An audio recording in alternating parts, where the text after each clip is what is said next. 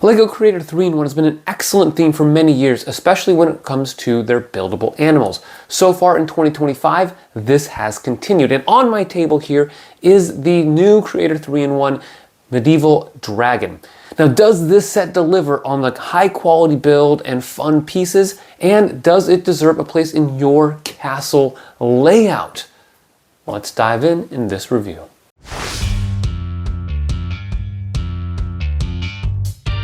The box was a bit smaller than I anticipated, but that may be due to LEGO making a conscious effort to shrink their packaging.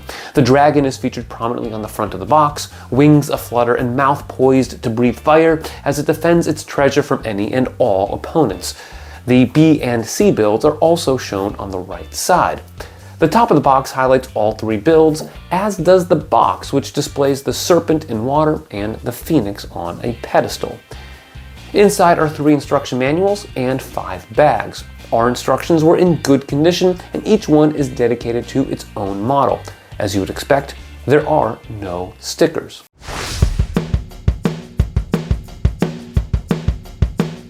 Before we go more in depth on the dragon right here, I do want to get into the alternative models, the serpent and the phoenix. Because we wanted to focus on the dragon in this review, we decided to build the phoenix first, serpent second, and then the dragon. This meant dumping out all of the pieces on our build table and then diving in. The phoenix is the smallest build of the 3, but packs a punch in terms of building techniques. There are a lot of snot techniques used, as well as unique angles for contouring. The pedestal is similar in terms of snot techniques, although I'm not sure that part of the build was all that necessary, but once it's placed on the pedestal that uses 2 axles as the connection point, I think it helps provide some perspective to the creature. The phoenix looks decent upon completion with its gold-tipped wings and tail feathers. The red and dark red dominate, which really allows the gold to stand out. Unfortunately, it also makes the other colors stand out, like the light blade ball joint receptors connecting its head to the body. The wings flap, as you would expect, the legs are posable, the neck can turn, and the mouth can open. Ultimately, the phoenix was a nice appetizer build, heightening the anticipation for the next 2. After disassembling the phoenix, it was time to build the serpent, which was done by completing various sections starting in the middle. The use of the pentagonal tiles was nicely done, as you line the sides with them to depict the scales. Another nice section was the mint green boat studs on the underside of the neck, which necessitated the use of these 2x2 brackets in dark tan. The overall product is a rather fierce looking serpent with a strong tail and a set of vicious teeth. I especially love the use of frosted pieces for the eyes. The flow of the serpent from the tail that's ready to strike to the curled body to the threatening head is fantastic, and the use of pyramid slopes adds a degree of sharpness to the creature. Like the other models, this one allows for movement, albeit in a less fulfilling manner. You can't rotate the body, just the tail, the small wings, and the head. However, the head is limited in its range of motion, as is the tail. All told, this was significantly more fun to build and look at than the phoenix, and was a solid B model. One huge selling point for Creator is that you get a lot of pieces, especially for how much you spend on the set, and you oftentimes will get quite a few of 1 or 2 particular pieces, and that is no exception in this set. In this set, there are some cool pieces that jump out to me, including the tile with vertical teeth appearing in both bright and dark green for the first time. There are 20 bright green 1x2 plates. You get these brackets in dark green for the second time, these Technic rotation joints in dark green for the second time, plenty of snot brackets, 23 pentagonal tiles in green, and 1x3 Technic bricks.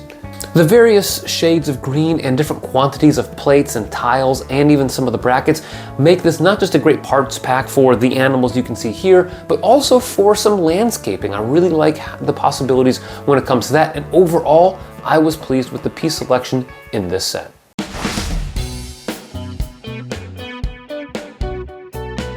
Okay, so now we're going to review the main show of this set, the Creator Dragon. Whereas the B and C models don't use nearly all of the pieces, this one does.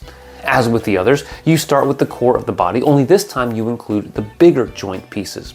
It was a lot of fun seeing it take shape as you use snot techniques to build in multiple directions, as you can see here. The tail is similar in this regard, with studs facing out in 3 directions, curling nicely with its sharp red end. The tapering is also nicely executed, and the whole thing connects to the body with this white Technic pin. And it was at this moment I realized the dragon was going to be pretty sweet. The legs are bent at the knees, which themselves aren't posable. The ankles, however, are. There are also a lot of subtle details on the legs, such as spikes, and shorter scales represented by leaf elements. The legs were a bit repetitive to build, although not very time-consuming. The neck is connected via 2 ball joints for stability and thus can't be rotated. The head, which is posable, is larger and unique from that of the serpent.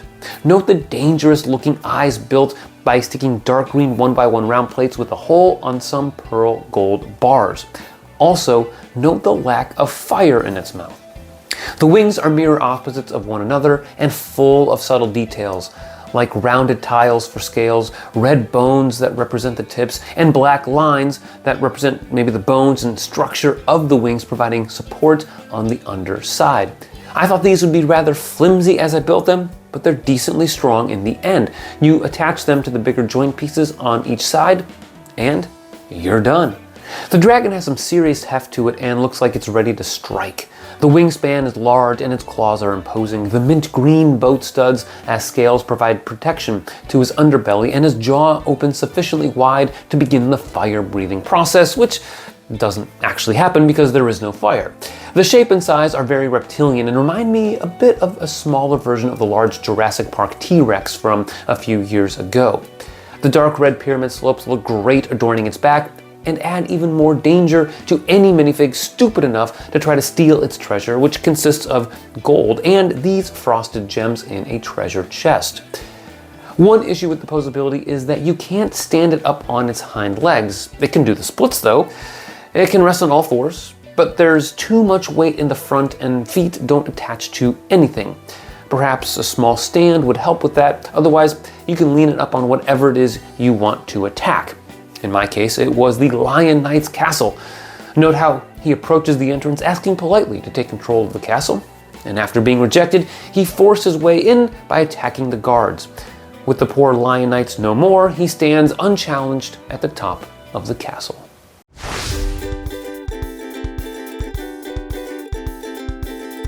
I love Lego Castle, and the dragons that have been included in those sets over the years are nice, but they're nowhere near the quality of this one, which makes sense. This is a $60 independent set, whereas the other ones typically are add-ons to larger sets and aren't the main focal points of the build.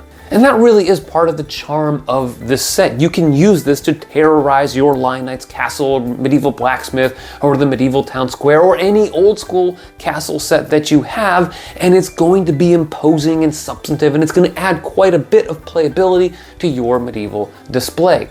In fact, this is such a cool set that it's fun for the whole family. My kids loved this set, especially the older one who helped me build it and review it and really fell in love with what this set was all about. She loves dragons, but it's telling that kids are going to love this, and this is a great opportunity for you to mix maybe some of those higher end 18 plus castle sets we've received over the years and something that's a little bit more accessible to kids. So I really enjoyed that dynamic of the set.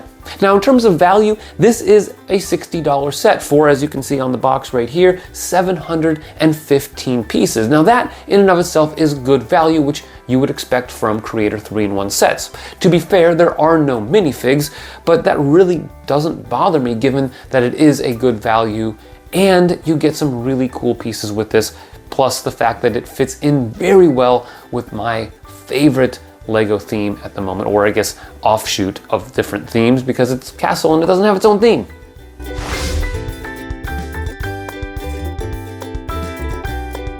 The biggest thing missing from this really is the lack of a fire piece, which should be included because it'd be great to have something that you could put in your mouth that doesn't come from your own collection, as well as the inability to stand it up on its hind legs.